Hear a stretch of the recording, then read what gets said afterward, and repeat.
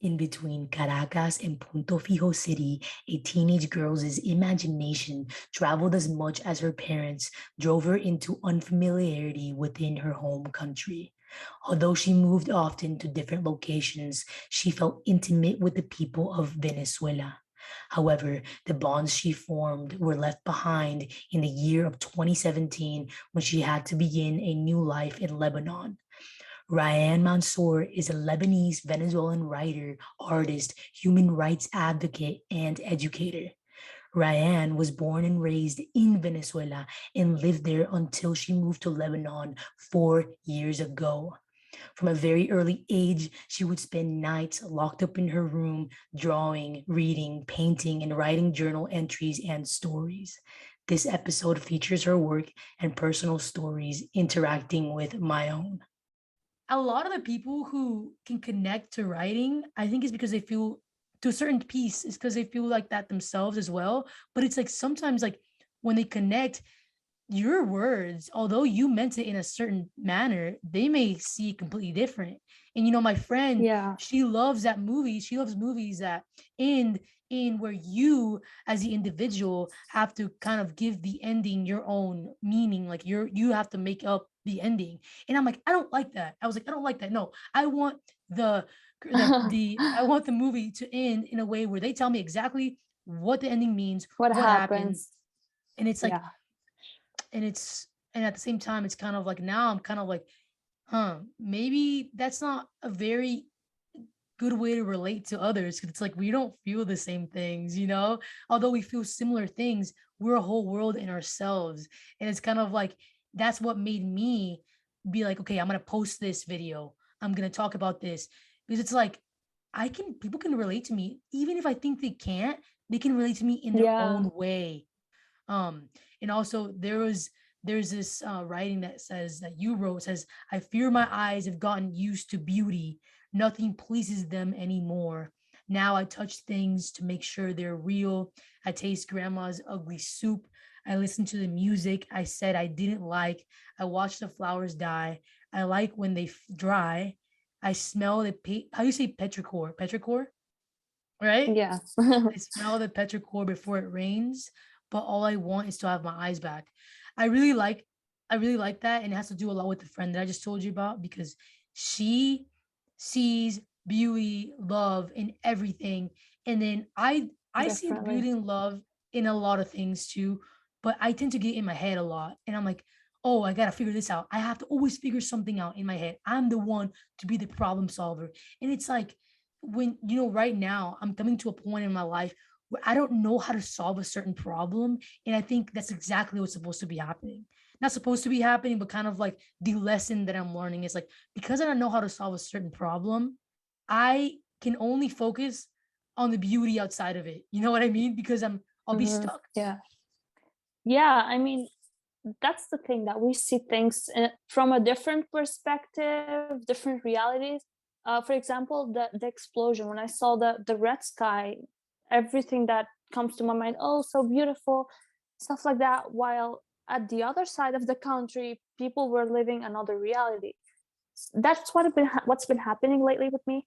That I don't feel inspired as I used to, because now I see things from my perspective, and then I add my for example, if I have an idea for a post or for a writing or for a poem that I want to share, it's like I see it first from my perspective, and then I think, will people see it this way too? Will they like it? Will they relate to it? Will they share it? It's like I'm trying to use everyone else's eyes to see what I see, and that is of course unrealistic. And that is why sometimes I feel like it's never going to be um the same feeling as when I started, that I just shared things even if I felt like nobody would care.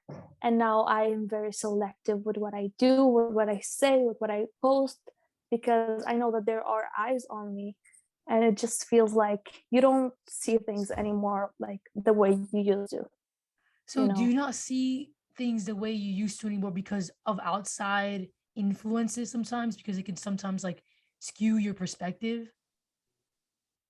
Yeah, I mean, that's a problem that I have, that I feel that I'm so easy to influence, or that I'm so sensitive that if someone told me, "Oh, I don't like your poems," like, "Oh my god, okay," I just go heartbroken.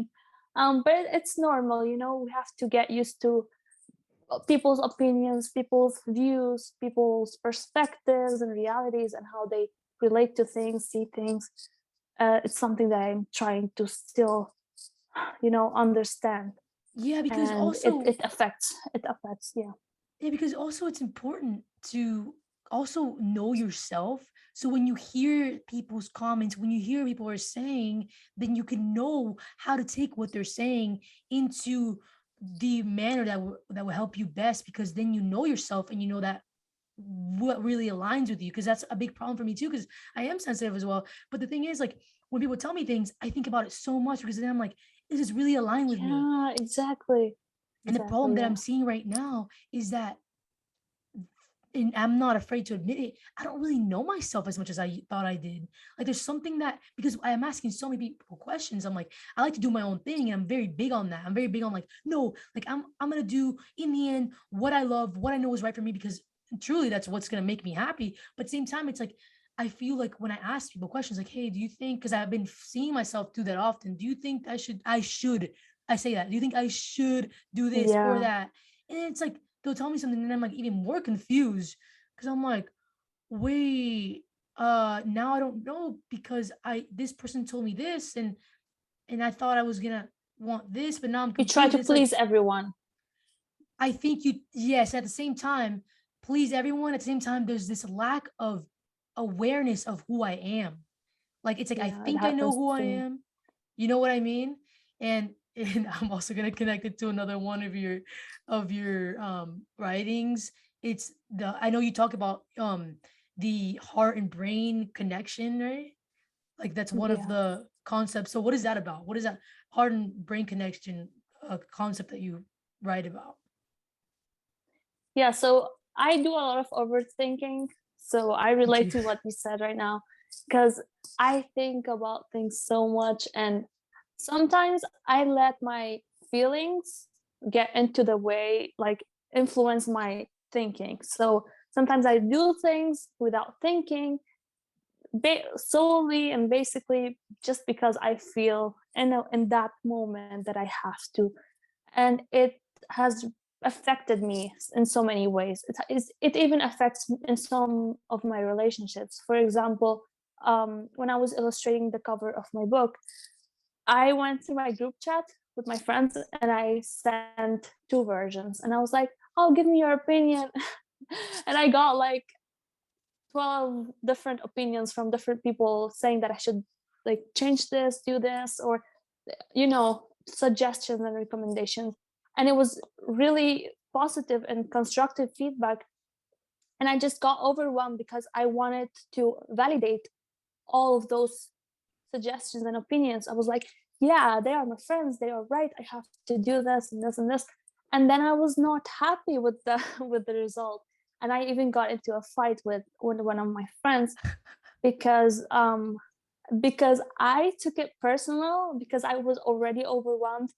And I was like, no, please just don't say it in that way. You can say it in a better way. And he didn't say it in a harsh way, but I was overwhelmed. I was not thinking clearly.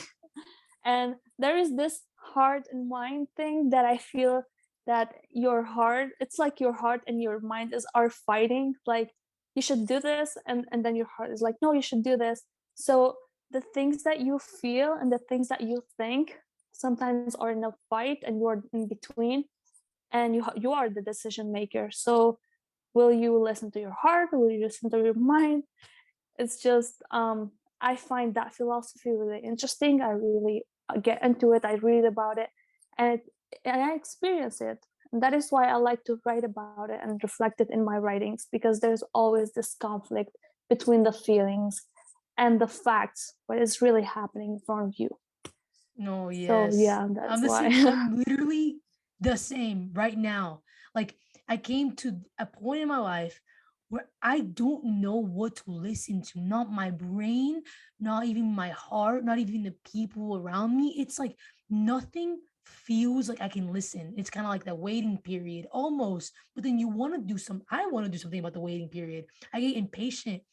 And it's kind of like sometimes I read something the other day that said um it's give your time, you give your heart time to heal um over something that your brain already knows that that it was a correct thing for you to do. So pretty much kind of like your brain might have a certain, it might tell you logically, hey, you should do this. And even though your heart's not in it, it would be the best for you. But it's like then I'm the same way as you. Then I'm like, but is the brain more important or is the heart? But I know that we think logically, but then you know what I mean? Intuition. And then it's Yeah. like, and then the only thing that I can even do right now to cope with that, because it's true, like I think that I can think myself into solutions. Like I've recently even just sat on my bed, like for a whole night. I This sounds kind of like a little crazy, but you'll get it. If you're an overthinker, you'll get it. Like I sat on my bed and I was like, okay, I was like, tonight, the whole night, I'm gonna think for 5 hours so I can know what to do. So I can know what to do. So what ended up happening is that I'm sitting on my bed thinking and I fall asleep. So the whole time that I scheduled to think my way into a solution didn't happen because I fell asleep. And you know what I mean? Like those, like I think I'm gonna Yeah, solve something with that. And totally. it's kind of like maybe. Yeah, I mean, you're talking to a person who like spends most of her day like thinking. I would definitely be like doing a task in front of me and I'm thinking about so many things at the same time. So I totally feel like um I relate to you. You know, I read a quote yesterday that said that 15 minutes doing something are better than 15 hours thinking about doing that thing. And that is what happens to me so many times. So I definitely feel what you're saying. Yeah. Oh my gosh, that's actually even good advice. It's true. Like, yeah, it's like you won't know until you Yeah. do.